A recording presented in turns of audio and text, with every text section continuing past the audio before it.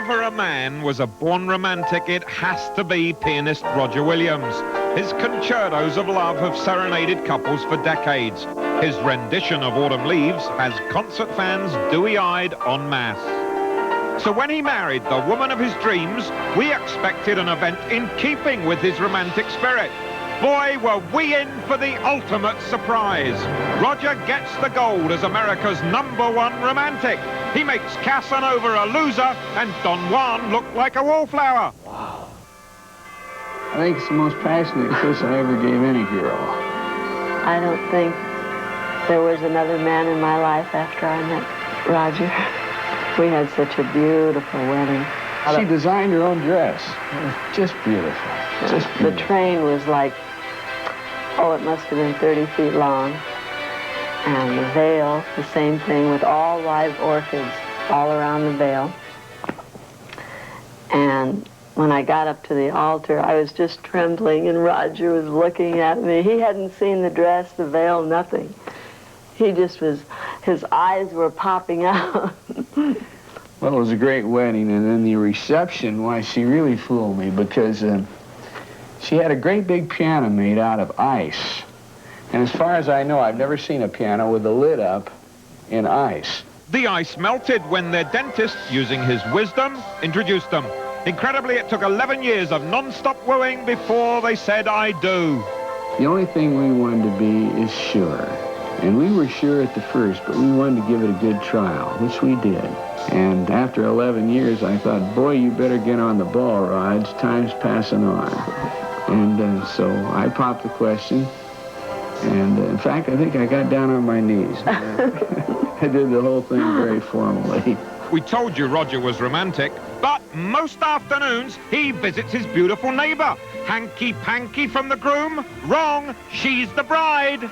Well, that probably sounds kind of crazy to have twin houses. So we decided that we would have separate houses right across the street from one another.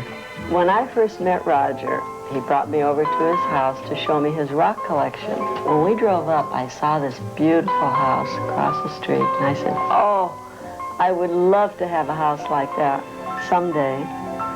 So 11 years later, when he asked me to marry him, he bought me this house for a wedding gift, and I couldn't believe it. Nor could I. That wedding gift was $1 million home across the street from his, and that's where she lives. But Roger, why?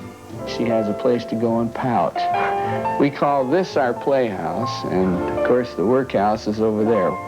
In his own home, Roger may spend long afternoons composing hit melodies that make him rich enough to afford gestures like this. He may potter amongst his rugs and priceless collection of antique music memorabilia, but more likely he'll pick up the phone and invite his wife to pop over for a game of pool in the den. If we get a little tired here, we go across the street. If we get tired over there, we, go out. And we're always going out of town, so we're always doing different things. It isn't like it's a humdrum. No way is it humdrum. They're digging a tunnel of love between their homes. A friend of ours came up with the idea. He said, it might be a good idea to put a tunnel underneath. I said, great, can you do it? He said, you bet. And I think it'd be fun. It's just something a little unique.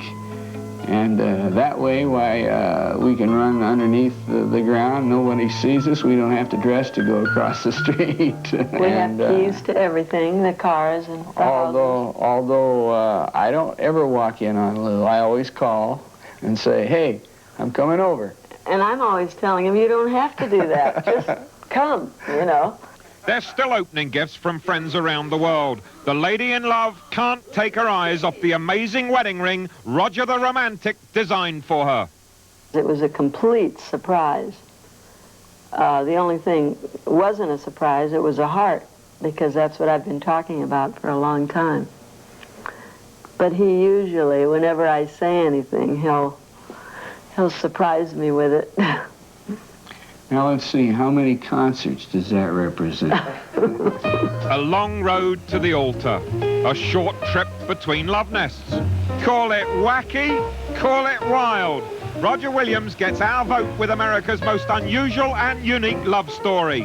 Borrowing a cup of sugar gives a whole new meaning to love thy neighbor. I intend to utilize every second I can with this lovely girl that I just married.